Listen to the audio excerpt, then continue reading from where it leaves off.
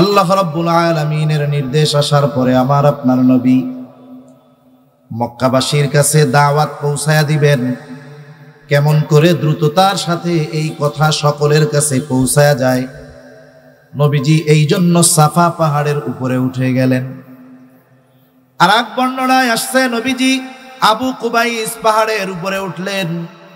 যদিও শব্দ দুটো দুই রকম মনে হয়, কিন্তু মূলত এক। বলেন তো, আমাকে এখন যদি কেউ ফোন করে জিজ্ঞাসা করে হুজুর কোথায় আছেন, আমি যদি বলি উল্লাপাড়া আছি, আমার কথা সত্য হবে নাকি মিথ্যা হবে? বুঝেন নাই মনে হয় কথা। আবার আর একজন আমাকে ফোন দিল, আমি যদি বলি আমি এখন সিরাজগঞ্জ আছি, কথা সত্য হবে নাকি মিথ্যা হবে? তাহলে বোঝা গেল উল্লাপাড়া হলো সিরাজগঞ্জেরই অংশ। এই জন্য যদি বলি সিরাজগঞ্জ আছি এটাও যেমন সত্য, যদি বলি উল্লাপাড়া আছি এটাও তেমন সত্য। সাফা পাহাড়টা হলো আবু কুবাইস পাহাড়েরই একটা অংশ। আর এই আবু কুবাইস পাহাড়ের সম্মান জাহেলিয়াতের সময়ও মানুষের কাছে এমন ছিল, ওই পাহাড়ের উপরে উঠে যদি কোনো অপরিচিত ব্যক্তি, হোক সে ধনী, হোক সে দরিদ্র, হোক সে আরবি, হোক সে অনারবি, কেউ যদি বিপদে পড়ে মক্কাবাসীর কাছে ওই পাহাড়ে উঠে আহ্বান করত সাহায্যের জন্য, কে ডাকতেছে মক্কাবাসী এটা দেখতো না, বরং তারা ওই অপরিচিত ব্যক্তির সাহায্যের জন্য ছুটে চলে আসতো। আর ওই পাহাড়ে আজকে দাঁড়িয়েছে মুহাম্মদ সাল্লাল্লাহু আলাইহি ওয়াসাল্লাম। মক্কার মানুষ যার উপাধি দিয়েছে আল আমিন, মক্কার মানুষ যার উপাধি দিয়েছে আস-সাদিক। আল আমিন যখন পাহাড়ের উপরে উঠে মক্কাবাসীকে ডেকেছে, সবাই দলে দলে ছুটে আসছে আল আমিনের ডাকে। এবার বলে, মুহাম্মদ তুমি আমাদেরকে কেন ডাকছো? নবীজি তাদেরকে বলতেছেন, আমি যদি তোমাদেরকে এই সংবাদ দেই, এই খবর দেই, এই পাহাড়ের পেছন দিকে একদল সৈন্য তোমাদের উপরে আক্রমণ করার জন্য অপেক্ষমান, প্রস্তুত রয়েছে। আকুনতুম মুসাদ্দিকিয়া, তোমরা কি আমার এই কথার সত্যায়ন করবা নাকি, আমার কথা বিশ্বাস করবা নাকি? নবীজি তাদেরকে প্রশ্ন করলেন। উপস্থিত সব মানুষ সমস্বরে নবীজির এই প্রশ্নের জবাবে বলেন, অবশ্যই, কেন বিশ্বাস করব না? কারণ ইতিপূর্বে তোমাকে আমরা কখনো মিথ্যাবাদী পাই না,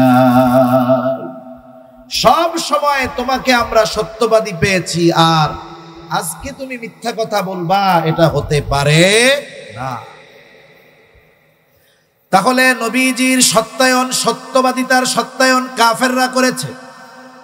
নবীজি যখন প্রকাশ্যে দাওয়াত দেওয়া শুরু করলেন, কাফেররা চিন্তা করে মুহাম্মাদের কাছে লোকদেরকে বেশি ভিড়তে দেওয়া যাবে না।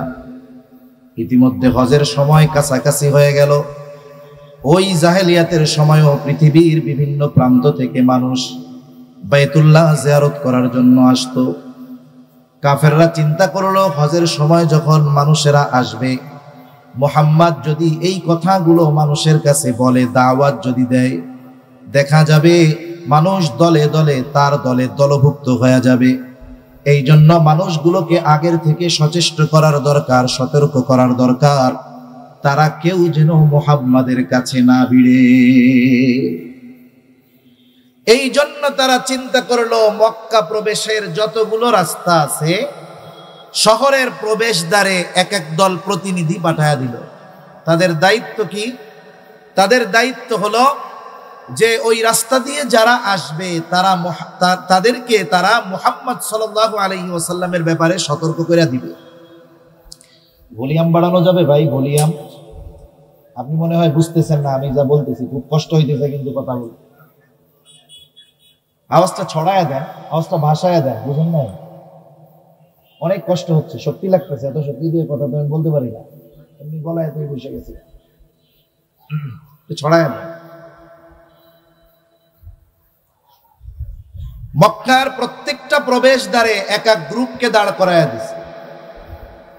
এক রাস্তার প্রবেশ মুখে দাঁড়িয়ে আছে একদল মানুষেরা, যারাই আসে তাদেরকে সতর্ক করে দিয়ে বলে, শোনো, মক্কায় একজন মানুষ আছে, তার নাম হলো মুহাম্মদ।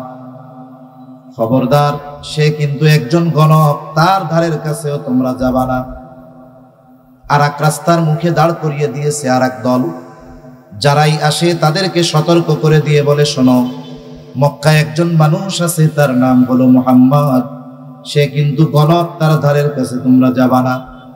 আর এক রাস্তায় আর এক গ্রুপ দাঁড় করায় দিয়েছে, যারাই আসে তাদের কাছে সে উচ্চ আওয়াজে তারা ঘোষণা করে বলে, শোনো, মক্কায় একজন মানুষ আছে মুহাম্মদ, খবরদার, তার কাছে তোমরা যাবা না, সে কিন্তু একজন কবি। আর এক প্রবেশদ্বারে আর এক গ্রুপ দাঁড়ানো, যারাই আসে সতর্ক করে দেয়, শোনো, মক্কায় একজন মানুষ আছে, তার নাম হলো মুহাম্মদ, খবরদার, তার ধারের কাছে তোমরা যাবা না, সে কিন্তু একজন জাদুকর। যারাই আসছে প্রত্যেকের কানে কমপক্ষে একটা শব্দ পৌঁছিয়ে গেছে যে মক্কায় একজন মানুষ আছে, তার নাম মুহাম্মদ। দেখুক আর না দেখুক, নাম তো জানতে পারছে নাকি? নাম জানতে পারছে। মানুষের অভ্যাস হলো, মানুষকে যেই বিষয়ে মানা করা হয় ওইটার প্রতি তার আগ্রহ বেশি পয়দা হয়। যখন মানুষেরা একত্রিত হলো, চিন্তা করে মুহাম্মদ মনে হয় সাধারণ কোনো ব্যক্তি নয়, নাইলে সবাইকে কি মুহাম্মাদের ব্যাপারে সতর্ক করতো নাকি? এইবার মানুষদেরকে মুহাম্মাদের কাছে যাইতে মানা করা হলো, আর মানুষেরা খুঁজতেছে কোথায় মুহাম্মাদকে পাওয়া যায়। কেউ গেছে জাদু দেখার জন্য, কেউ গেছে কবিতা শোনার জন্য, কেউ গেছে পাগল দেখার জন্য, কেউ গেছে গণক মনে কইরা গণকের কাছে। বলেন তো, আমার আপনার নবী কি জাদুকর? আমার আপনার নবী কি কবি? আমার আপনার নবী কি গণক? কিছুই না। আমার আপনার নবীর কাছে এইসব কিছুই নাই। তবে একটা জিনিস আমার আপনার নবীর কাছে ছিল, আছে, সেটা হলো কোরআন। নবীজির কাছে যেই যাইতো, নবীজি তাকে কোরআন শোনায়া দিতেন। ১৫০০ বছর আগে নবীজি দুনিয়া থেকে চলে গেছেন।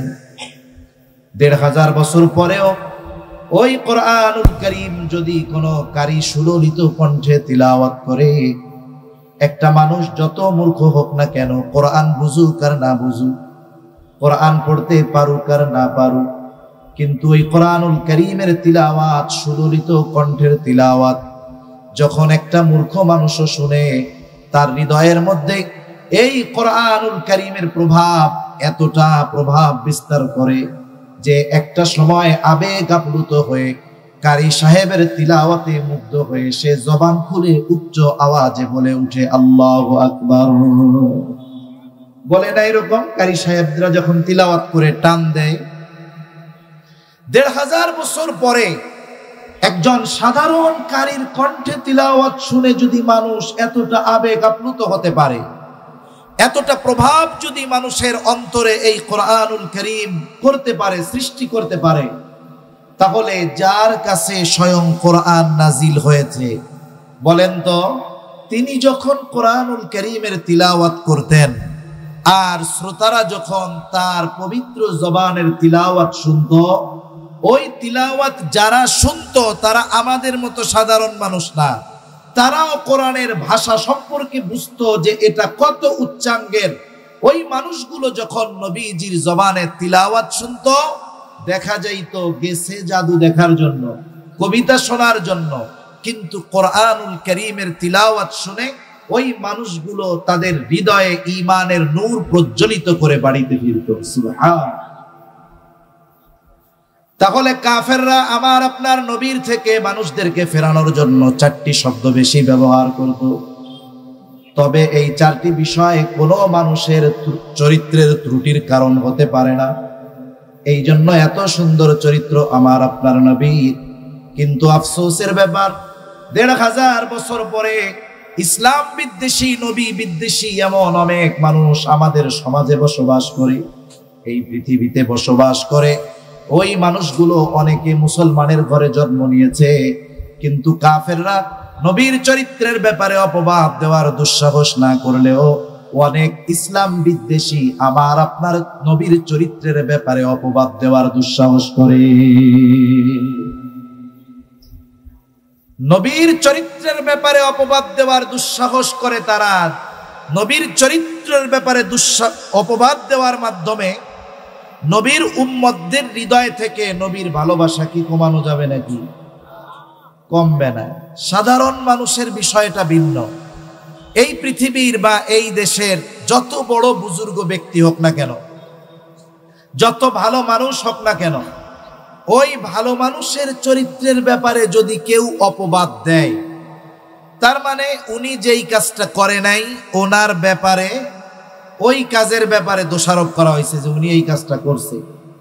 সবচেয়ে ভালো মানুষটাও যদি করে, ওই মানুষটাকে যারা বিশ্বাস করে, ভালোবাসে, ওনার ব্যাপারে অপবাদ দেওয়ার পরে মানুষের মধ্যে কমপক্ষে দুইটা ভাগ হয়ে যাবে। একদল বলবে না, ওনার মতো ব্যক্তি এই কাজ করতে পারে না। আর একদল বলবে না রে মিয়া, কিছু রটে কিছু বটে। তার মানে কিছু না হলে কি কিছু হয় নাকি? কিছু মনে হয় করছে, এই জন্যই বলতেছে, ঠিক কিনা? যাদের অন্তরে এই সংশয় আসবে, বলেন তো ওই ব্যক্তির প্রতি তাদের ভালোবাসা আগের অবস্থায় থাকবে নাকি কমবে? জোরে বলেন না, কমবে না থাকবে আগের অবস্থায়? নিঃসন্দেহে কমে যাবে। কিন্তু এই পৃথিবীর সব ইসলাম বিদ্বেষীরা, এরা যদি আমার আপনার নবীজির চরিত্রের ব্যাপারে অপবাদ দেয়, এই পৃথিবীর যত মুসলমান আছে, নবীর যত উম্মত আছে ইমানদার, বলেন তো আমাদের হৃদয়ে নবীজির প্রতি ভালোবাসা মোহাব্বত একটুও কি কমবে নাকি? বরং কমবে তো নাই। বরং কেউ যদি নবীর চরিত্রের ব্যাপারে অপবাদ দেওয়ার দুঃসাহস করে, যেই ব্যক্তি নবীর সুন্নতের অনুসরণ করে না, নামাজ কালাম ঠিক মতো পড়ে না, কিন্তু ঈমান তার হৃদয়ে কিছু হলেও আছে, ওই ব্যক্তিটাও নবীর বিরুদ্ধে অপবাদ দেওয়ার কারণে যেই জালেম এই কর্ম করবে, তাকে যদি সামনে পায়, পাড়িয়ে ধরে তার জিহ্বাটাকে ছিঁড়ে ফেলবে। নবীর বিরুদ্ধে অপবাদ দিলে তার সম্মান কমবে না। এখন প্রশ্ন হইল, সম্মান যদি না কমে, তাহলে তার ব্যাপারে অপবাদ দিলে প্রতিবাদ করার দরকার কি? এখানেই প্রশ্ন। বলেন তো, কেউ যদি আমার আপনার বাবার বিরুদ্ধে অপবাদ দেয়, আমি আপনি বসে থাকবো? কেউ যদি আমার আপনার নেতার বিরুদ্ধে অপবাদ দেয়, আমি আপনি বসে থাকবো? কেউ যদি আমার আপনার প্রিয়জনের বিরুদ্ধে অপবাদ দেয়, বসে থাকবো? আমি চেষ্টা করব জীবন দিয়ে হলেও যে অপবাদ দিয়েছে তার প্রতিবাদ করার। ঈমান তো এটাই যে আমি আমার বাবার চাইতে আমার নবীকে বেশি ভালোবাসি, আমি আমার নিজের জীবনের চাইতে আমার নবীকে বেশি ভালোবাসি। যেখানে বাবার বিরুদ্ধে অপবাদ দিলে বসে থাকি না, সেখানে যেই মুহাব্বতের সাথে ঈমানের সম্পর্ক, ওই নবীর ব্যাপারে অপবাদ দিলে ন্যূনতম ঈমান যার মধ্যে আছে, আল্লাহর কসম, সে বসে থাকতে পারে না। তাহলে নবীর বিরুদ্ধে অপবাদ দিলে নবীর সম্মান কমবে না, কিন্তু এই কারণে বসে থাকার সুযোগ নাই। কারণ ঈমানের দাবি, নবীর বিরুদ্ধাচরণ যে করবে, নবীর বিরুদ্ধে যে অপবাদ দিবে, তার বিরুদ্ধে প্রতিবাদ করা, তার সর্বোচ্চ কঠিন শাস্তির ব্যবস্থা নিশ্চিত করা, এটা ঈমানি দাবি, ঠিক কিনা বলো? আফসোস লাগে, নবীজির চরিত্রের ব্যাপারে অপবাদ দেওয়ার দুঃসাহস অনেক মুসলমানের ঘরের সন্তানেরা করে। কয়েকটা বিষয় নিয়ে নবীর চরিত্রের ব্যাপারে অপবাদ তারা দিয়ে থাকে। সবগুলো বিষয় তো এক মজলিসে একসাথে বলা সম্ভব নয়। দুই একটা বলে আপনাদের খেদমতে আমি বিষয়গুলো সংক্ষিপ্ত সারে নির্ধারিত সময় আলোচনা শেষ করার চেষ্টা করব ইনশাআল্লাহ। এক নাম্বার, নবীর ব্যাপারে তাদের প্রথম অপবাদ হলো 25 বছরের মুহাম্মদ 40 বছরের খাদিজাকে বিবাহ করছে। এটা বিবাহ করছে সম্পদের লোভে, তিনি সম্পদ লোভী ছিলেন। নাউজুবিল্লাহ বলেন। এত আস্তে বললেন নাউজুবিল্লাহ, আরো জোরে বলেন নাউজুবিল্লাহ। অথচ ইতিহাস কি বলে? ইতিহাস বলে যে রাসূল আকরাম সাল্লাল্লাহু আলাইহি ওয়াসাল্লাম আমার আপনার নবী খাদিজাতুল কুবরা রাদিয়াল্লাহু তাআলা আনহাকে নিজে বিবাহের প্রস্তাবও দেন নাই, প্রস্তাব আসছে খাদিজার পক্ষ থেকে। লম্বা ঘটনা আমি সংক্ষিপ্ত সারে বলি। খাদিজাতুল কুবরা রাদিয়াল্লাহু তাআলা আনহা নবীজির সাথে বিবাহের আগে ওনার 2 জনের সাথে বিবাহ হয়েছিল। 2 স্বামী ইন্তেকাল করেছে, দুনিয়া থেকে বিদায় নিয়েছে। উনি দৃঢ় প্রতিজ্ঞাবদ্ধ হলেন যে তিনি আর বিবাহ বন্ধনে আবদ্ধ হবেন না। এই নিয়তে দৃঢ় প্রতিজ্ঞাবদ্ধ যে আর বিবাহ শাদী করব না। নিজের কিছু সম্পদ, পিতার কিছু সম্পদ, স্বামীর কিছু সম্পদ, এগুলো তিনি পেয়েছিলেন, এগুলো দিয়ে তিনি ব্যবসায় লাগায় দিলেন। তিনি একজন বুদ্ধিমতী নারী ছিলেন, বিদুষী নারী ছিলেন। ওই জাহেলিয়াতের সময় কাফেররা খাদিজাতুল কুবরার উপাধি দিয়েছিল তহেরা, পুত পবিত্রা। তিনি একজন প্রসিদ্ধ ব্যবসায়ী ছিলেন। বিভিন্ন দেশের রাজা বাদশাহ ওনাকে বিবাহের প্রস্তাব দিয়েছে, কিন্তু উনি বিবাহে রাজি হন নাই। তিনি নিয়ত করেছেন বাকি জীবন এভাবেই কাটিয়ে দিবেন। এক সময় ওনার ব্যবসা বেশ বড় হলো। উনি চিন্তা করলেন যে ওনার ব্যবসার ইতিহাসে সবচাইতে বড় এক্সপোর্ট ইম্পোর্টের পরিচালনা এবার তিনি করবেন। মক্কা থেকে কিছু পণ্য নিয়ে সিরিয়ায় বিক্রি হবে, সিরিয়া থেকে আবার কিছু পণ্য কিনে এনে মক্কার বাজারে বিক্রয় করা হবে। এই বড় কাফেলা প্রেরণের জন্য একজন দায়িত্ববান লোক দরকার, বিশ্বস্ত লোক দরকার। খাদিজা খুঁজতেছে কোথায় পাওয়া যায়। তখন খাদিজার বয়স 37 বছর, আমার আপনার নবীজির বয়স তখন 22 বছর। খাদিজাতুল কুবরা রাদিয়াল্লাহু তাআলা আনহা খুঁজতেছে কাকে দায়িত্ব দেওয়া যায় কাফেলার। ইতিমধ্যে নবীজির চাচা আবু তালেব খবর পাইলেন যে খাদিজা এরকম একজন লোক খুঁজতেছে। আমার আপনার নবীর কাছে এসে আবু তালেব বলে, মুহাম্মদ, তুমি খাদিজার কাছে গিয়ে বলো যে তুমি এই দায়িত্ব নিতে চাও, আর তোমার চরিত্রের ব্যাপারে সবার জানা আছে, তুমি বললেই খাদিজা তোমাকে এই দায়িত্ব দিয়ে দিবে। ওই বছর মক্কায় একটু দুর্ভিক্ষ চলতেছিল। নবীজি চাচার এই কথার জবাবে বললেন যে আমি নিজের থেকে দায়িত্ব নিব না, খাদিজা যদি আমাকে প্রস্তাব দেয় দায়িত্ব নেওয়ার ব্যাপারে তাহলে আমি ভেবে দেখব। কারণ দায়িত্ব চেয়ে নেওয়া আর কাউকে দায়িত্ব দেওয়া দুটো বিষয় এক নয়। একজন যদি দায়িত্ব চেয়ে নেয়, মনে করেন আমি আপনাদের কাছ থেকে কোনো দায়িত্ব চেয়ে নিলাম, এই দায়িত্ব চেয়ে নেওয়ার পরে ওই দায়িত্ব পালন করতে গিয়ে যদি ত্রুটি বিচ্যুতি হয়ে যায়, তাহলে আপনারা একেবারে দলবদ্ধভাবে বলবেন, হুজুর আপনার কাজ কাম এটা না, আপনি চাইয়া দায়িত্ব নিতে গেছেন কেন? তার মানে দায়িত্বে ত্রুটি হলে, চেয়ে নেওয়ার কারণে দায়িত্বে ত্রুটি হলে আপনারা আমাকে বেশি কথা বলবেন। যে চেয়ে দায়িত্ব নিবে তাকে বেশি কথা বলা হবে, এটাই স্বাভাবিক। কিন্তু সকলে মিলে যদি দায়িত্ব চাপিয়ে দেওয়া হয় আর ওই দায়িত্ব পালনের ক্ষেত্রে বলা হয় যে আপনি করতে থাকেন, আমরা আপনার সাথে আছি, এখন যদি ওই দায়িত্ব পালনে যদি ত্রুটি বিচ্যুতি হয়, আপনারা কিছু বলার আগে আমি জোর গলায় বলবো, দায়িত্ব নিতে চাই নাই, দিছেন কেন? কথা বুঝেন নাই মনে হয়। তাহলে দায়িত্ব দেওয়া আর দায়িত্ব চেয়ে নেওয়া এক নয়। যেমন হযরত লোকমান আলাইহিস সালাম, তিনি নবী ছিলেন না। ওনার ব্যাপারে তাফসীরের মধ্যে আসছে নবুয়াত এবং হিকমত, এই দুটো থেকে একটা ওনাকে বেছে নেওয়ার জন্য বলা হয়েছে। উনি নবুয়াতের মতো মর্যাদাপূর্ণ বিষয়কে বাদ দিয়ে হিকমতকে গ্রহণ করেছেন। অথচ প্রত্যেকটা নবী পরিপূর্ণ হিকমতওয়ালা, কোনো সন্দেহ নেই। ওনাকে প্রশ্ন করা হচ্ছে, লোকমান, নবুয়াতের মতো মর্যাদাপূর্ণ বিষয় গ্রহণ করার সুযোগ থাকার পরেও কেন আপনি হিকমতকে গ্রহণ করেছেন? কারণ প্রত্যেকটা নবী পরিপূর্ণ হিকমতওয়ালা, কোনো সন্দেহ নেই। হযরত লোকমান জবাবে বলেন, শোনো, আল্লাহ তাআলা যদি আমাকে নবুয়াত দিতে চাইতেন তাহলে দুটো থেকে একটা বেছে নেওয়ার জন্য বলতেন না, সরাসরি তিনি আমাকে নবুয়াত দিয়ে দিতেন এবং এই দায়িত্ব পালনে যত ব্যবস্থাপনা দরকার সব কিছু আল্লাহ তাআলাই করতেন।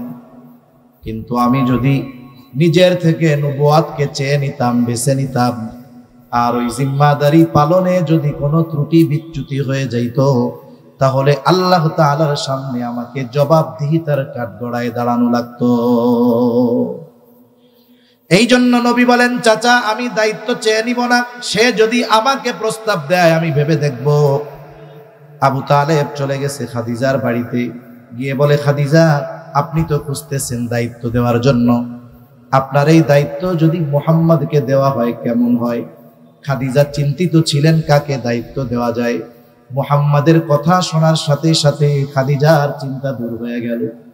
বলে মুহাম্মদ যদি এই দায়িত্ব নেয় এর চাইতে উত্তম আর কোনো কিছুই হতে পারে না। এইবার আবু তালেব দেখলো খাদিজারও মুহাম্মাদের প্রতি আগ্রহ আছে। এইবার তিনি বলতেছেন, মুহাম্মদ এই দায়িত্ব নিবে যদি আপনি তাকে প্রস্তাব দেন।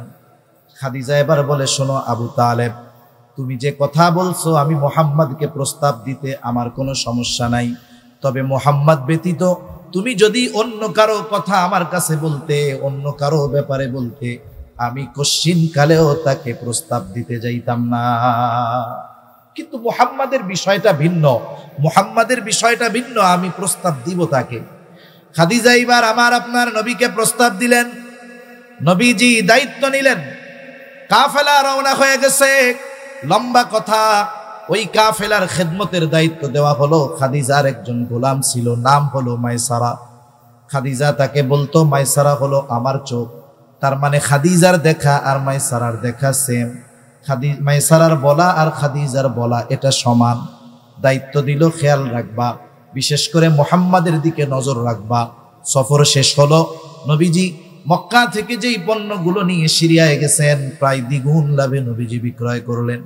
আবার সিরিয়া থেকে যেই পণ্যগুলো কিনে আনছেন মদিনার মক্কার বাজারে এগুলো প্রায় দ্বিগুণ লাভে বিক্রয় করলেন। ব্যবসার সফর শেষ। এইবার খাদিজা মাইসারার কাছে সফরের কারগুজারি শুনতে চায়, ঘটনা শুনতে চায়। সব ঘটনা বর্ণনা করা হলো। নবীজির ব্যাপারে স্পেশাল ভাবে মাইসারা খাদিজাকে কয়েকটা কথা বলল। এক নাম্বার, আমরা যখন প্রচন্ড রোদের মধ্যে পথ চলতাম, আকাশের কোথাও কোনো মেঘ নাই। মেঘ নাই মানে দিনের বেলা সূর্যের আলো থেকে বাঁচার আর কোনো পথ নাই, খোলা ময়দান। কিন্তু দেখতাম মুহাম্মাদের সাথে আমরা পথ চলি, যেখানেই যাই এক খণ্ড মেঘ সর্ব অবস্থায় মুহাম্মাদকে ছায়া দিতে থাকে। আবার আরেকদিন দেখলাম এক গাছের ছায়ায় মুহাম্মদ বিশ্রাম নিচ্ছে, ঘুমোচ্ছে। স্বাভাবিকভাবে সূর্যের আলো সরে যাওয়ার সাথে সাথে গাছের ছায়া সরে যাবে, এটা স্বাভাবিক। আমি দেখলাম সূর্য সরে গেছে কিন্তু ছায়া সরে না। কাছে গিয়ে দেখলাম সূর্য সরে গেছে, তাতে কি গাছ ঝুঁকে আমার আপনার নবীকে ছায়া প্রদান করতেছে। আর এক জায়গায় নবীজি বিশ্রাম নিচ্ছেন, ওই জায়গায় একজন পাদ্রীর সাথে দেখা হয়েছে। পাদ্রী আমাকে জিজ্ঞাসা করছে যুবকটাকে। আমি তার পরিচয় বর্ণনা করলাম, তার সব খবর যখন তাকে দিলাম, পাদ্রী এবার বলে এই যুবকটা হয়তো ভবিষ্যতে নবী হবে। এইবার খাদিজার কাছে যখন এই কথাগুলো বলছে, খাদিজার ওই যে চাচাতো ভাই আরাকা বিন নাউফেল, ওহী নাজিল হওয়ার পরে নবীজি যখন প্রচন্ড জ্বর, কাঁপতেছিলেন ভয়ে, আরাকা বিন নাউফেলের কাছে নিয়ে গেল। আজ থেকে বিবাহ ওই নবুয়তির প্রায় 17-18 বছর আগে খাদিজা এই কথা যখন শুনছে অচিরেই একজন নবী আসবে এবং সে নবী হতে পারে, গেছে আরাকা বিন নাউফেলের কাছে গিয়া বলে, ভাই অচিরেই কি কোনো নবী আগমনের সম্ভাবনা আছে নাকি? উনি তো একজন বিজ্ঞ মানুষ ছিলেন, আলেম ছিলেন। তিনি বললেন, হ্যাঁ, সম্ভবত খুব শীঘ্রই আরব ভূখণ্ডে একজন নবীর আগমন ঘটবে। এই যে নবীর যত গুণাবলী আমার আপনার নবীর মধ্যে নবুয়তির আগেই ছিল। এইবার যখন খাদিজা এটা শুনছে, নবীজির প্রতি আরো আকৃষ্ট হয়ে গেছে। বান্ধবীদের মজলিসে শুধু আমার আপনার নবীর প্রশংসা করে। বান্ধবীদের মধ্য থেকে একজন বলে, খাদিজা, তোমার যদি তাকে পছন্দ হয় তাহলে বিবাহের প্রস্তাব দিয়ে দাও। খাদিজা বলে, না, আমি যদি প্রস্তাব দেই আর মুহাম্মদ যদি প্রস্তাব ফিরিয়ে দেয় আমি লজ্জা পেয়ে যাব। বান্ধবী বলে, তাইলে আমি তোমার পক্ষ থেকে প্রস্তাব দিয়ে দেই। খাদিজা বলে, তুমি তার মনের অবস্থা জানতে পারো, তবে আমার বিষয়টা তুমি গোপন রাখবা। ওই মেয়েটা গিয়ে নবীজিকে বলতেছে, মুহাম্মদ বয়স তো কম হয় নাই, বিবাহ শাদী কি করবা না? নবীজি বলেন, বিবাহ করব, আমার তো টাকা পয়সা নাই, সম্পদ নাই। মেয়েটা বলে, কেউ যদি তোমার সব খরচ বহন করার দায়িত্ব নেয় তুমি রাজি আছো নাকি? নবীজি বলেন, আমার চাচা আছে, তার কাছে গিয়া বলো। এইবার আবু তালেবের কাছে বলা হলো। আবু তালেবের খুতবায় খাদিজার সাথে আমার আপনার নবীজির বিবাহ সম্পাদিত হয়ে গেল। ওই জাহেলিয়াতের সময় একজন বিধবাকে বিবাহ করা খারাপ দৃষ্টিতে দেখা হতো না। একজন মেয়ে তার যদি সন্তান থাকে বিবাহ করা খারাপ দৃষ্টিতে দেখা হতো না। ছেলের চাইতে যদি মেয়ে বয়সে বড় হতো খারাপ দৃষ্টিতে দেখা হইতো না। কিন্তু বলেন তো, এখন যদি কোনো দিনদার ছেলে তার দিনদার মা বাবার কাছে এসে বলে অমক মেয়ের সাথে আমাকে বিবাহ দিয়ে দেন, ওই মেয়েটার আগে 2টা বিয়ে ছিল, স্বামী মারা গেছে, বিধবা, বলেন তো ওই দিনদার মা বাবা ছেলের এই কথা শুনে সুস্থ থাকবে নাকি? ওনাদেরকে আগে হসপিটালে নেওয়া লাগবে, বলবে এই কথা আর কইস না, ইজ্জত সম্মান থাকবে না। তাহলে আমাদের সমাজে বিধবা নারীকে বিবাহ করা খারাপ দৃষ্টিতে দেখা হয়, আর জাহেলিয়াতের সময়ে এটা সাধারণ বিষয় ছিল, খারাপ দৃষ্টিতে দেখা হইতো না। এটা আমাদের নিম্ন মন মানসিকতার পরিচয়। আবার যদি বয়সে বেশি হয়, তাহলে একটা যুবক যদি বিবাহ করে, যুবকরা মজা করে বন্ধুকে বলবে, বন্ধু বিবাহ যারে করছো বয়স তো তোমার চাইতে 7, 8, 9 বছর 10 বছর বেশি, এখন তোমার ওয়াইফকে ভাবি ডাকবো নাকি দাদি ডাকবো বুঝি না। এইরকম টিটকারি করবে, মজা করবে, লজ্জা দিবে তাকে। আবার যদি এমন কাউকে বিবাহ করে যার বাচ্চা আছে, বাচ্চা সহ যদি বিবাহ করে, অনেকে তিরস্কার করে বলবে ভালোই হইছে, শুধু বিয়া কইরা বউ পাও নাই, ফিরিও একটা পাইছো। এরকম বলার বুজুর্গ তো আমাদের দেশে নাই মনে হয়, আছে না? আছে। এটা নিম্ন মন মানসিকতার পরিচয়। অথচ ওই সময় এটাকে খারাপ দৃষ্টিতে দেখা হতো না। এই সময় যদি কেউ বিধবা বিবাহ করতে চায়, আমাদের উচিত তাকে সহযোগিতা করা, উদ্বুদ্ধ করা। এ বিষয়গুলো আমরা খেয়াল রাখবো ইনশাআল্লাহ। নবীজির সাথে বিবাহ হয়ে গেছে। খাদিজাতুল কুবরা রাদিয়াল্লাহু তাআলা আনহা আমার আপনার নবীকে বলতেছে, মুহাম্মদ এতকাল আপনার সাথে আমার সম্পর্ক ছিল একরকম, আজকে থেকে আর এক রকম। শুনে নেন, আপনি যেহেতু আমার স্বামী, আমি আপনার অধীনস্থ, আপনি শুনে নেন, আমার যত সম্পদ আছে আজকে থেকে সব সম্পদের মালিকানা আপনার। এই সম্পদ যেখানে খুশি, যেভাবে খুশি, যাকে খুশি, যত খুশি আপনি ব্যবহার করবেন, কোনো অসুবিধা নাই, কারণ আমার সব সম্পদের মালিকানা আমি আপনাকে দিয়ে দিলাম। অথচ ইসলাম বিদ্বেষীরা বলে নবীজি সম্পদের লোভে খাদিজাকে বিবাহ করছেন। নাউজুবিল্লাহ বলেন। আল্লাহ তাআলা পবিত্র কোরআনুল কারীমের সূরাতুদ দুহা, এই সূরার মধ্যে আমার আপনার নবীকে প্রদত্ত কয়েকটা নেয়ামতের কথা বলেছেন, যেই নেয়ামতগুলো আমার আপনার নবীকে আল্লাহ তাআলা নবুয়তির আগে দিয়েছে। 1 নাম্বার আল্লাহ তাআলা বলেন, আলাম ইয়াজিদিকা ইয়াতীমান ফাআওয়া ওয়া ওয়াজাদাকা দাল্লান ফাহাদা ওয়া ওয়াজাদাকা আইলান ফাআগনা। আল্লাহ তাআলা বলেন, আপনাকে কি তিনি ইয়তীম অবস্থায় পান নাই, এরপরে উত্তম লালন পালনের ব্যবস্থা করেন নাই? তার মানে আল্লাহ তাআলা বলেন, আপনাকে ইয়তীম অবস্থায় পাবার পরে আমি উত্তম লালন পালনের ব্যবস্থা করেছি। ওয়া ওয়াজাদাকা দাল্লান ফাহাদা, আপনি সঠিক পথ সম্পর্কে অনবগত ছিলেন। একটা হলো পথ ভ্রষ্ট, আর একটা হলো পথ না চেনা, দুটোর মধ্যে তফাৎ আছে। দল্লুন দ্বারা এখানে উদ্দেশ্য হলো আপনি পথ সম্পর্কে বেখবর ছিলেন, আমি আপনাকে সঠিক পথের সন্ধান দিয়ে দিয়েছি। শুধু তাই না, ওয়াজাদাকা আইলান ফাআগনা, আপনি নিঃস্ব ছিলেন, রিক্ত হস্ত ছিলেন, আমি আল্লাহ আপনাকে ধনী বানায় দিয়েছি। মুফাসসিরিনে কেরাম এখানে খাদিজা রাদিয়াল্লাহু তাআলা আনহার সাথে নবীজির সাথে যে বিবাহ হয়েছে এবং তিনি যে সব সম্পদ নবীকে মালিক বানায় দিয়েছেন, এই কথা মুফাসসিরিনে কেরাম উল্লেখ করেছেন। তাহলে প্রথম বিষয়ে যারা বলে নবীজি সম্পদের লোভে খাদিজাকে বিবাহ করেছে, এটা মিথ্যা কথা, ঠিক কিনা বলে? দ্বিতীয় আরেকটা বিষয়ের অপবাদ দেয়। কি বলে? বলে মুহাম্মদ ছেলের বউকে বিবাহ করছে। নাউজুবিল্লাহ বলে। জাহেলিয়াতের সময় শতাব্দীর পর শতাব্দী ধরে মানুষের এই কুসংস্কার মানুষের মধ্যে ছিল যে পালক পুত্রকে তারা নিজের পুত্রের মতো মনে করত, মানে যেটাকে লালন পালন করছে এটারে মনে করতো নিজের পোলার মতো। হযরত যায়েদ রাদিয়াল্লাহু তাআলা আনহু খাদিজাতুল কুবরা রাদিয়াল্লাহু তাআলা আনহাকে ওনার এক ভাই হাদিয়া দিয়েছিলেন গোলাম খেদমতের জন্য, খাদেম হিসাবে।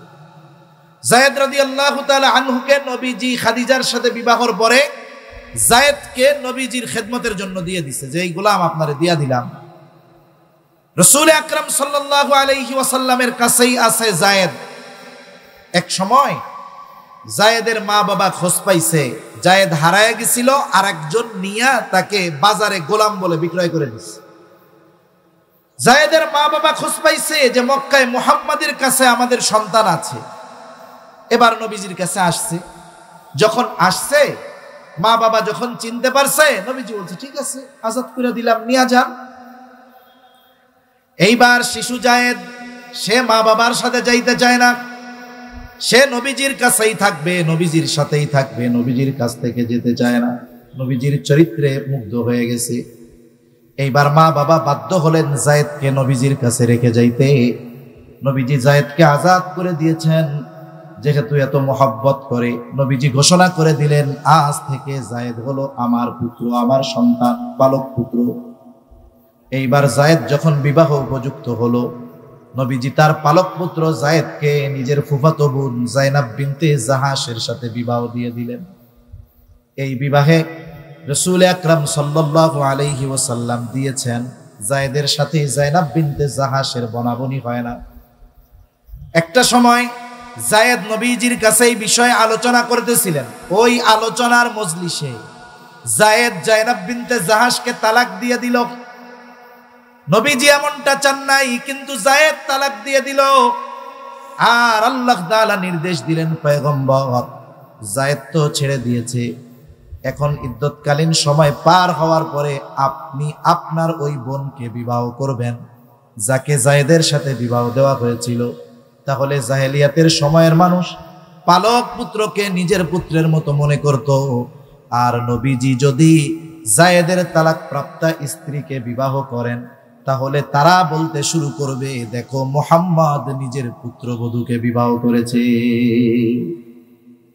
আসলে মূলত আল্লাহ তাআলা চেয়েছেন আমার আপনার নবীজির মাধ্যমে যুগের পর যুগ, শতাব্দীর পর শতাব্দী ধরে চলে আসা কুসংস্কারের কবর রচনা করার জন্য। আবার কিছু কিছু সময় আছে বলার চাইতে করার দ্বারা ফায়দা বেশি হয়। যেমন কোরআনুল কারীমে যত বিধানাবলী আছে, চুরি করলে চোরের হাত কাটতে হবে, জিনা করলে শাস্তি কি হবে, এই রকম প্রত্যেকটা বিধানের প্র্যাকটিক্যাল আমার আপনার নবীজির মাধ্যমে আল্লাহ তাআলা সংগঠিত করেছেন। এজন্য সাহাবা কিরামের মাধ্যমে জিনা সংগঠিত হয়েছে, ব্যাপক হারে নয়, একটা দুইটা।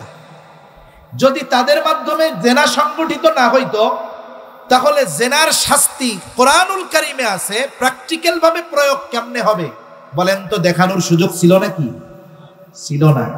এজন্য অনেকে এইরকম একটা দুটো ঘটনাকে সামনে এনে সাহাবা কিরামের চরিত্রের ব্যাপারে কথা বলতে চায়। খবরদার, রাসূল আকরাম সাল্লাল্লাহু আলাইহি ওয়াসাল্লামের সাথীদের ব্যাপারে, সাহাবা কিরামের ব্যাপারে নুন্তরে লালন করা মানে নবীর ব্যাপারে বিদ্বেষ লালন করা। সেজন্য সাহাবা কিরামের পরিপূর্ণ মুহাব্বত আমাদের দিলের মধ্যে থাকতে হবে। ওনাদের দ্বারা যদিও জেনা সংগঠিত হয়েছে, কিন্তু ওনারা তো তাওবা থেকে পিছু হটেন নাই, ওই গুনাহকে গোপন করে রাখেন নাই, বরং আল্লাহর রাসূলের কাছে এসে গোপনে সংগঠিত জেনার ঘটনা নবীজির কাছে এসে স্বীকার গিয়েছেন। শুধু তাই না, রাসূল আকরাম সাল্লাল্লাহু আলাইহি ওয়াসাল্লামের কাছে এক সাহাবী চলে আসছে, গোপনে গুনাহ হয়েছে, নবীজির কাছে আসছে, বলে ইয়া রাসূলুল্লাহ, আমার দ্বারা জিনা সংগঠিত হয়ে গেছে। তার নাম হলো মায়াজ ইবনে মালিক রাদিয়াল্লাহু তাআলা আন। নবীজির কাছে যখন আসছে, শুধু বলে জিনা সংগঠিত হয়েছে। নবীজি তাকে বারবার ফিরায় দিছে, বলে যাও আল্লাহর কাছে ক্ষমা চাও, আল্লাহ তাআলা ক্ষমা করে দিবে। এক সময় সে নবীজির কাছে এসে বিস্তারিত সব খুলে বলল, বলে ইয়া রাসূলুল্লাহ, আমি চোখের জেনা, হাতের জেনা, পায়ের জেনা করি নাই। স্বামী স্ত্রী বৈধভাবে যেই কর্ম করে সেটা আমি অন্যায়ভাবে করেছি। তার ক্ষেত্রে শাস্তি হলো পাথর মেরে হত্যা করা। নবীজি তার এলাকার মানুষ যারা আছে জিজ্ঞাসা করতেছে, যায়েদ কি পাগল নাকি? মায়াজ ইবনে মালিক পাগল নাকি? কারণ পাগল অনেক কথা বলতে পারে। বলে না, পাগল না। দেখো মদ পান করেছে কিনা। দেখা হলো না সে মদপ্য নয়। কারণ মদ পান করলেও অনেক উল্টাপাল্টা কথা বলতে পারে। সর্বশেষ মায়াজ ইবনে মালিককে জিনার শাস্তি দেওয়া হলো, পাথর নিক্ষেপে হত্যা করা হলো। স্বয়ং নবীজি নিজে উপস্থিত থেকে তার দাফন কাফনে নবীজি উপস্থিত থাকলেন। নবীজি কবর দিয়ে যখন ফিরে আসতেছে, তখন দুইজন ব্যক্তি মায়াজ ইবনে মালিকের কবরের দিকে ইশারা করে বলে, এই তো মায়াজ ইবনে মালিক, দেখো লোকটা জিনা করেছিল, আল্লাহ তাআলা তার গুনাহ গোপন করার সুযোগ দিয়েছিল, কিন্তু লোকটা বড় বোকা, নিজের জিনার কথা স্বীকার গেল, শাস্তি হইল, আর সমাজের মানুষও জেনে গেল মায়াজ ইবনে মালিক একজন জিনাকার। নবীজি এই দুইজনের কথা শুনতে পাইলেন, তখন কিছু বলেন নাই। কিছু দূর সামনে অগ্রসর হবার পর নবীজি দেখলেন পাশে একটা গাধা মরে ফুলে আছে, পা দুটো উপরের দিকে উঠে গেছে। নবীজি বললেন, কোথায় ওই দুই ব্যক্তি যারা মায়াজ ইবনে মালিকের ব্যাপারে এই কথাগুলো বলছো? দুই ব্যক্তি নবীর সামনে হাজির। বলে, যাও ওই যে মরা গাধার গোশত তোমরা খাও। এই দুই ব্যক্তি বলে, ইয়া রাসূলুল্লাহ সাল্লাল্লাহু আলাইহি ওয়াসাল্লাম, মরা গাধার গোশত খাওয়া যায় নাকি? নবীজি বলেন, তোমরা তোমাদের ভাই মায়াজ ইবনে মালিকের গীবত করেছো, এই কথাগুলো বলেছো। শুনে নাও, মায়াজ ইবনে মালিক যদিও শয়তানের ধোঁকায় পড়ে জিনা করেছে, গুনাহ করেছে, কিন্তু সে গুনাহকে গোপন করে নাই। সে আল্লাহর কাছে তওবা করেছে, যার কারণেই তো তাকে পাথর নিক্ষেপে হত্যা করা হয়েছে। আর শুনে নাও, মায়াজ ইবনে মালিকের তওবা আল্লাহ তাআলার কাছে গৃহীত হয়েছে, কবুল হয়েছে। তার তওবার এত দাম, মায়াজ ইবনে মালিকের এই তওবা যদি একটা কওমের মধ্যে বন্টন করে দেওয়া হয়, শুধুমাত্র মায়াজ ইবনে মালিকের এই তওবা ওই সম্প্রদায়ের নাজাতের জন্য যথেষ্ট হয়ে যাবে। তাহলে তাদের দ্বারা যদিও সংগঠিত হয়েছে, কারণ কি? কারণ কোরআনের ওই বিধানটা আল্লাহ তাআলা নবীজির মাধ্যমে বাস্তব প্রয়োগ কিভাবে হবে দেখিয়ে দিতে চেয়েছেন, ঠিক কিনা বলেন? আচ্ছা, সময় শেষ, 1-2 মিনিট 3 মিনিটের মধ্যে শেষ হয়ে যাবে ইনশাআল্লাহ। এরপরে দেখেন, যে কথার থেকে এইদিকে গেলাম, যে কিছু কিছু সময় আছে যে বলার চাইতে করলে ফায়দা বেশি হয়, সে কথা থেকে সাহাবায়ে কেরামের বিষয়ে ওদিকে চলে গেলাম। তো রাসূল সাল্লাল্লাহু আলাইহি ওয়াসাল্লাম হুদায়বিয়ার সন্ধির সময় সবাই গেছেন, উদ্দেশ্য মক্কায় যাবেন, বাইতুল্লাহ জিয়ারত করবেন, আত্মীয় স্বজনের সাথে দেখা করবেন, একেবারে প্রস্তুতি নিয়ে গেছেন। কিন্তু যাওয়ার পরে কি হলো? মক্কা থেকে মদিনার যেই পথ 10 ভাগের 9 ভাগ পথ চলে গেছে, অল্প কিছু পথ বাকি মক্কায় ঢুকতে। হুদায়বিয়া নামক কূপের কাছে ওনরা আছেন। ইতিমধ্যে কাফেরদের সাথে একটা ঐতিহাসিক চুক্তি হয়েছে, সন্ধি হয়েছে। এই কূপের নাম অনুসারে সেই সন্ধির নাম ছিল হুদায়বিয়ার সন্ধি। এই সন্ধির চুক্তির যতগুলো ধারা ছিল, সব ধারাগুলো মনে হচ্ছিল কাফেরদের পক্ষে, মুসলমানদের বিপক্ষে।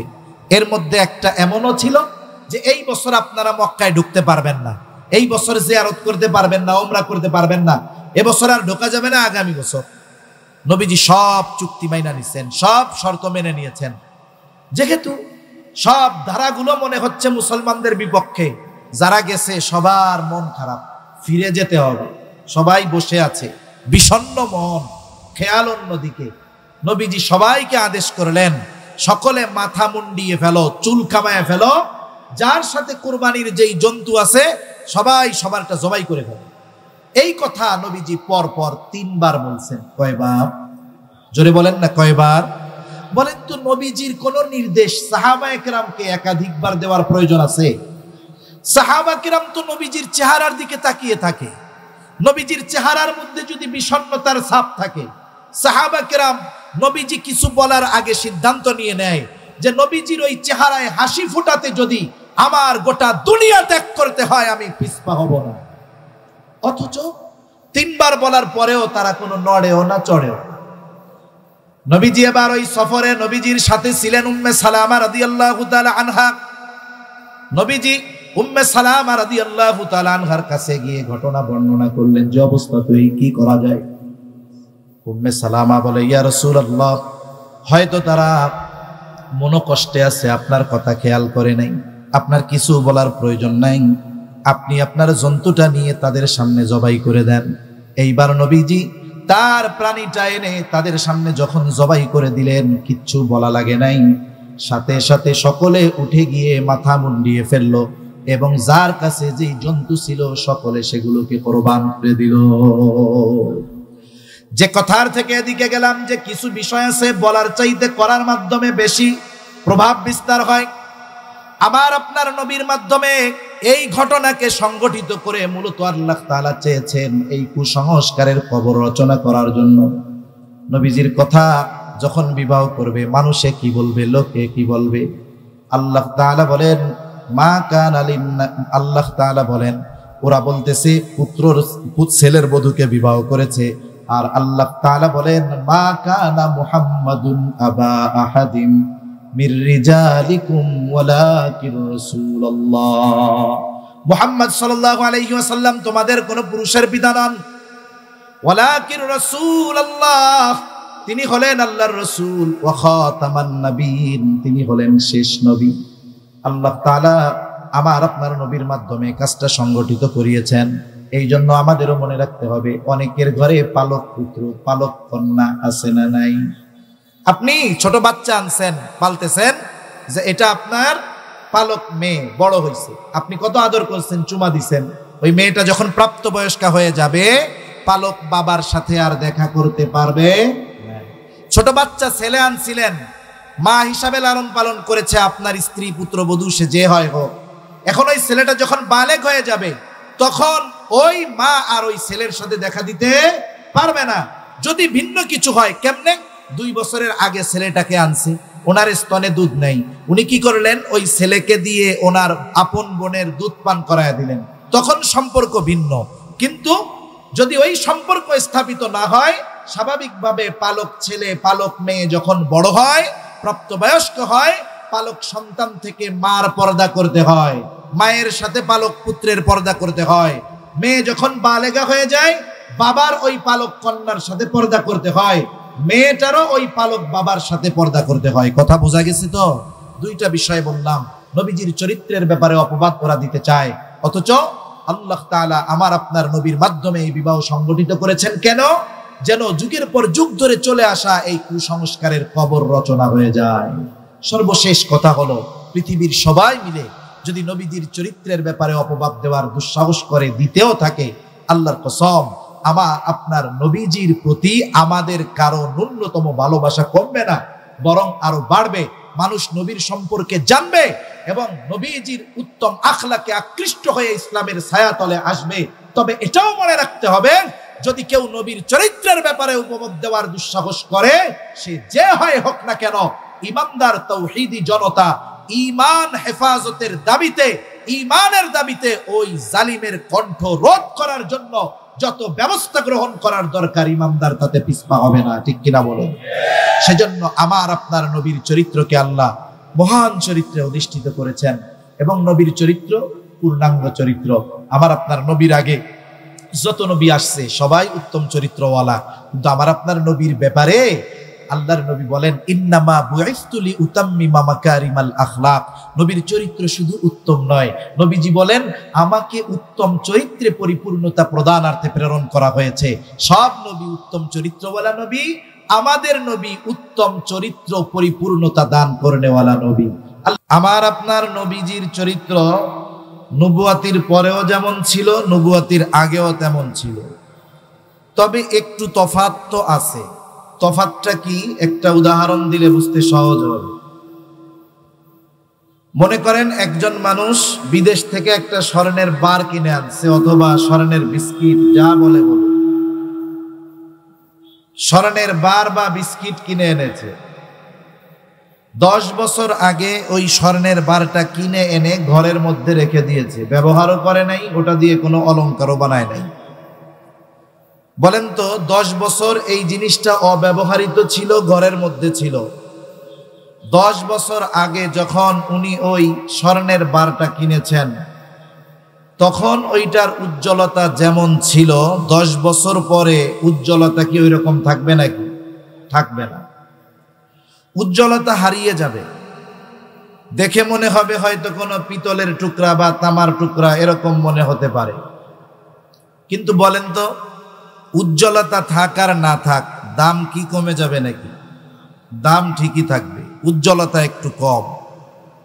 এটাকে আপনি বাজারে নিয়ে স্বর্ণকারের কাছে গিয়ে অ্যাসিড পানির মধ্যে একটা চুবনি দিলেই, এরপরে আর একটু প্রসেস করলেই এটার উজ্জ্বলতা আগের মতো আবার ফিরে আসবে, ঠিক কিনা বলে? নবীজির নবুয়তির আগের চরিত্রকে যদি স্বর্ণ ধরেন, পরেরটাকেও যদি স্বর্ণ ধরেন, নবুয়তির আগে চরিত্রটা কেমন ওটাও স্বর্ণ, তবে ওর উজ্জ্বলতা একটু কম। আর নবুয়তির পরের চরিত্র কিভাবে ধরবেন? ওই যে স্বর্ণকে যেমন স্বর্ণকারের কাছে নিয়ে অ্যাসিড পানিতে চুবিয়ে পরিষ্কার করার পরে স্বর্ণের উজ্জ্বলতা ফিরে পেয়েছে, আল্লাহ তাআলা আমার আপনার নবীজির নবুয়ত দেওয়ার মাধ্যমে স্বর্ণের দাম বাড়ছে বা চরিত্রের উন্নতি আরো বেশি হয়েছে, বিষয়টা যদি এমন না ধরেন, বিষয়টা এইরকম, আগে নবীজির চরিত্রটা ছিল সুন্দর দামি, তবে ওই চরিত্রের মাধুর্যে মুগ্ধ হয়েছিল শুধু মক্কাবাসী। আর নবুয়তির মাধ্যমে ওই চরিত্রকে আল্লাহ তাআলা এতটা উজ্জ্বল করেছেন, নবুয়তির পরে ওই চরিত্রে মুগ্ধ হয়েছে গোটা সৃষ্টি জগৎ।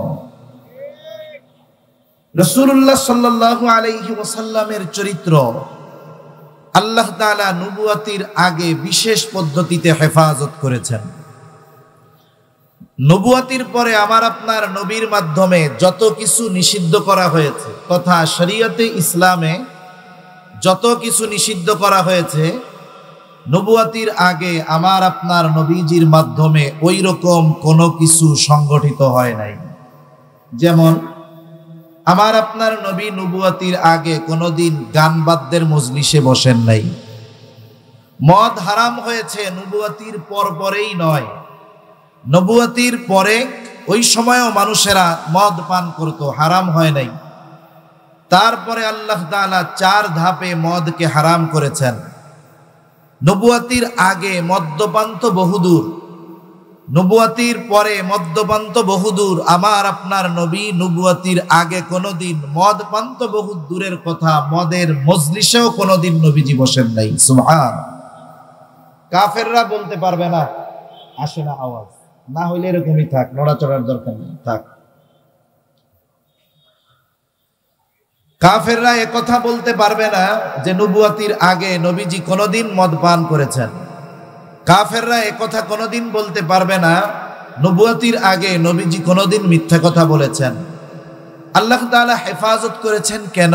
বুজুর্গানে দিন বলেন, হেফাজত করার তো অনেক কারণ, এর মধ্যে একটা কারণ হলো স্বাভাবিকভাবে মানুষের অভ্যাস হলো, একটা মানুষ যদি আগে খারাপ থাকে, মন্দ থাকে, পাপাচারে লিপ্ত থাকে, এই মানুষটা মনে করেন দাওয়াত ও তাবলীগের মেহনতে গিয়ে ভালো হয়ে গেছে, অথবা হক্কানি পীর মাশায়েখের সোহবতে গিয়ে ভালো হয়ে গেছে, গুনাহ ছেড়ে দিয়েছে, পাপ ছেড়ে দিয়েছে। তাবলীগে 3 চিল্লা সময় দিয়ে এসে সে এখন মোটামুটি দেখলে তাকে মাদ্রাসার প্রিন্সিপাল মুহতামিম মনে হয়। তাহলে আগে যখন সে গিয়েছিল মুখে দাড়ি ছিল না, এখন আসছে মুখের মধ্যে দাড়ি। আগে যখন গিয়েছিল ছোট জামা গায়ে দিয়ে, এখন গেছে আসছে লম্বা জামা গায়ে। আগে ছিল খালি মাথা, এখন তার মাথায় পাগড়ি টুপি।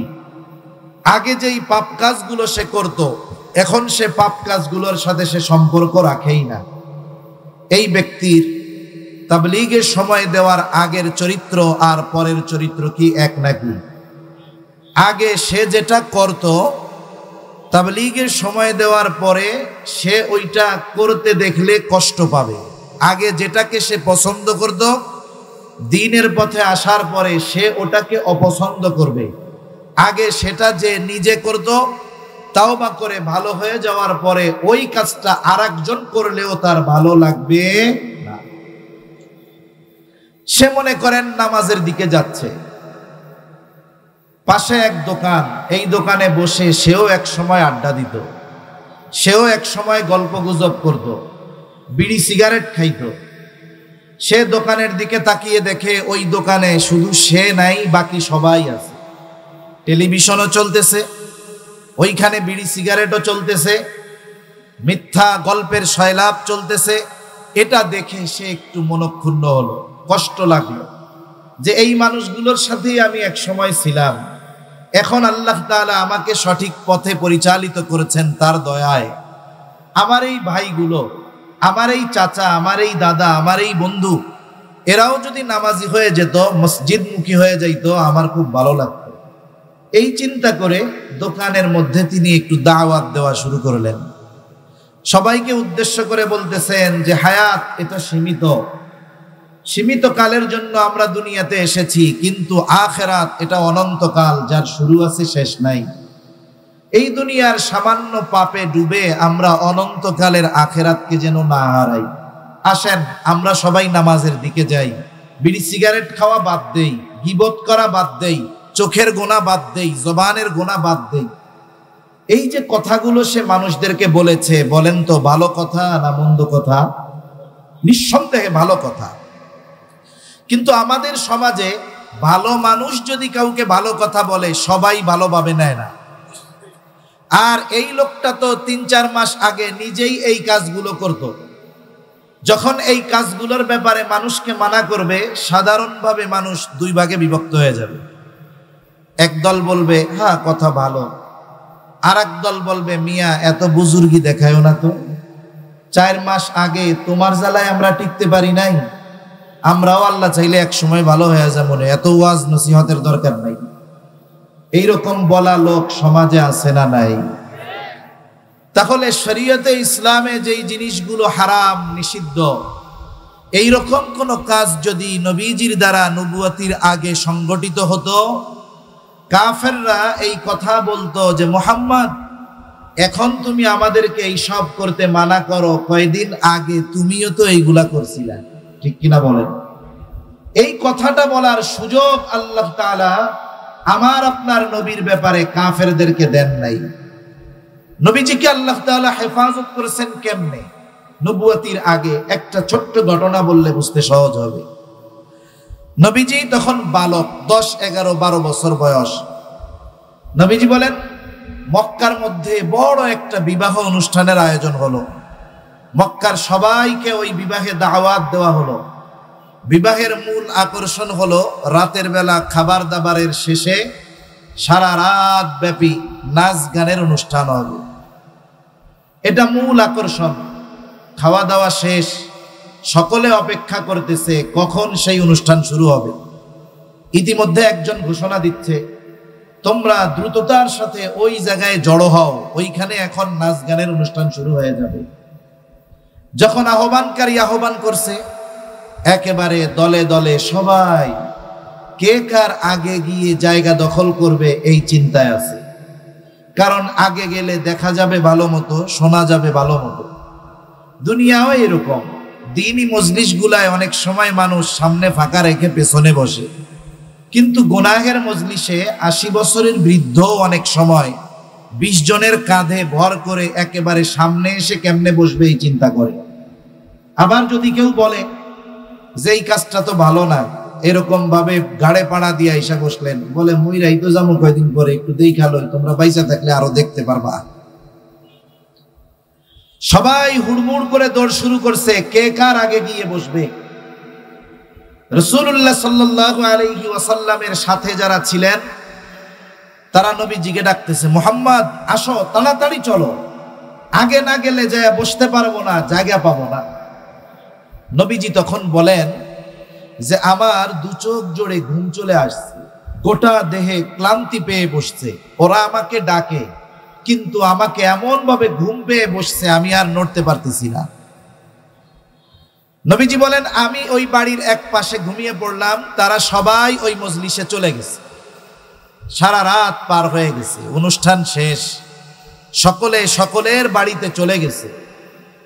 সকাল বেলায় সূর্য যখন উঠেছে, সূর্যের আলো যখন আমার চোখের উপরে পড়ছে, এরপরে আমার ঘুম ভেঙেছে। গত রাত্র ব্যাপী কি হয়েছে আমি কিছুই টের পাই নাই। সুবহানাল্লাহ।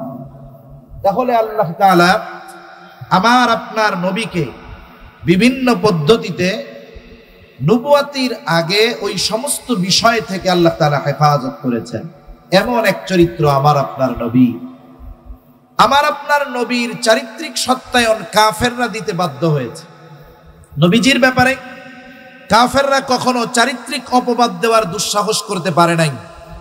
বারবার নবীজিকে হত্যা করার অপচেষ্টা তারা করেছে, কিন্তু নবীজির ব্যাপারে চারিত্রিক ব্যাপারে অপবাদ দেওয়ার দুঃসাহস তারা করতে পারে নাই। মানুষদেরকে নবীজির থেকে ফিরিয়ে রাখার জন্য কাফেররা নবীজির ব্যাপারে সাধারণত 4টা শব্দের ব্যবহার বেশি করত। কয়টা শব্দ? একটু জোরে বলেন না, কয়টা শব্দ? 4টা শব্দের ব্যবহার বেশি করত। নবীজির ব্যাপারে তারা বলতো মুহাম্মদ পাগল, তারা বলতো তিনি জাদুকর, তারা বলতো তিনি গণক, তারা বলতো তিনি কবি। এই 4টি শব্দ নবীজির ব্যাপারে বেশি ব্যবহার করত।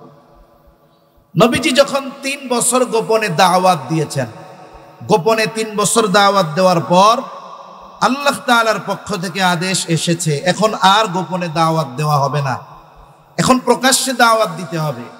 আপনার পাড়া প্রতিবেশী, আত্মীয় স্বজন, পরিচিত জন যারা আছে এদের মধ্যে আপনি এখন প্রকাশ্যে এই দাওয়াত দেওয়া শুরু করবেন। আল্লাহ তাআলা বলেন, ওয়া আনযির আশীরাতাকাল আকরাবিন।